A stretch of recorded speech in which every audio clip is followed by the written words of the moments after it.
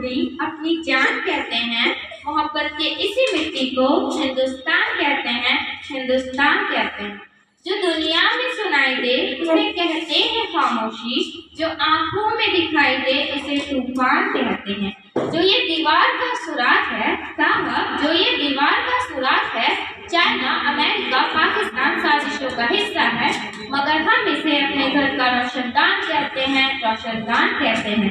कड़क समान निर्देशक एवं प्रधानाध्यापक, अन्य शिक्षक शिक्षिका और मेरे प्यारे दोस्तों, उपस्थिति सभी अतिथि, मैं सुहाना परवीन देश प्रेम और राष्ट्र निर्माण के उपलक्ष्य में अपने कुछ विचार आपके सामने साझा करना चाहूंगी।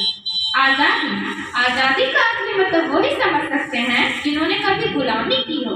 हम बड़े सौभाग्यशाली है कि हमने स्वतंत्र देश में जन्म लिया।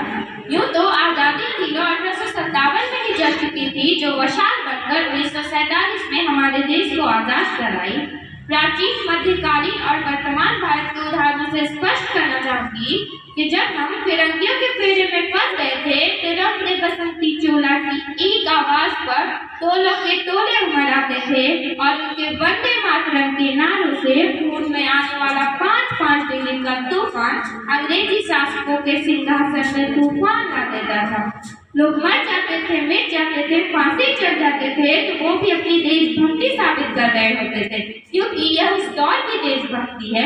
उसके बाद 62, 65, 71 के युद्धों में अपना सुहाग गंवा देने वाली औरत जब घर के हालात ये हो जाया करते थे कि प्यार भी भरपूर गया, मांग का सिंदूर गया, नन्हे ननिहालों के लंगोटियां चली गई, छोटी छोटी बेटियों की चोटियां चली गई, बाप की कमाई गई, भाई की पढ़ाई गई, ऐसा एक विस्फोट हुआ, पता ही नहीं चला, पूरी जिस्म की कई घोटियां चली गई। और आपके लिए तो एक आदमी मरा है साहब, मेरे घर की 2 रोटियां चली गई, 2 रोटियां चली गई। वाले हालात पैदा हो जाने के बाद भी एक माँ अपने बेटे को सरहद पर सब्जियां लाने के लिए भेज देती है और उसे खत लिखा करती है कि अम्मा ने खत लिखा है बड़े ही चाव से, कि अम्मा ने खत लिखा है बड़े ही चाव से, कि पुत्र मेरे तनिक न घबराना, 1 इंच भी पीछे मत हटना,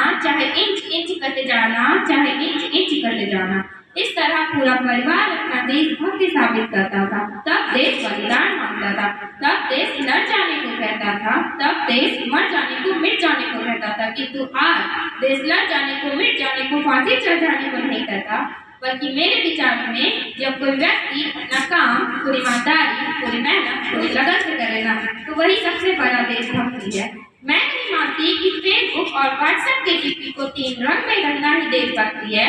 यदि आप कहेंगे कि साल में 2 बार हाथ में तिरंगा लेना देशभक्ति है, तो मैं पूछना चाहूंगी कि फुटपाथ पे बैठने वाला वो बच्चा ट्रैफिक की छांव में, नंगे पांव में जब तिरंगा बेच रहा होता है, तो क्या आप उसे देशभक्ति कहेंगे? नहीं, यह उसकी देशभक्ति नहीं, बल्कि उसकी भूख की शक्ति है जो उसे ऐसा करने पर मजबूर करती है। क्योंकि न मस्जिद को जानते हैं, न सिवालों को जानते हैं, न मस्जिद को जानते हैं, न सिवालों को जानते हैं।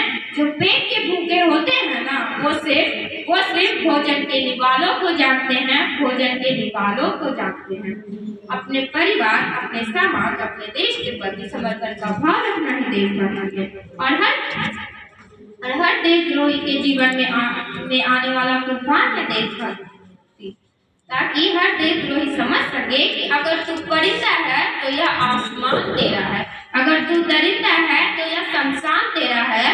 भाईचारे से रहना है तो रह इस जमीन पर, वरना ये कब्र भी तेरी है और ये कब्रिस्तान भी तेरा है, वरना ये कब्र भी तेरी है और ये कब्रिस्तान भी तेरा है। और हम एक ऐसे समाज में जीते हैं जहाँ पत्थरों को, मूर्तियों को लगते हैं 56 भोग,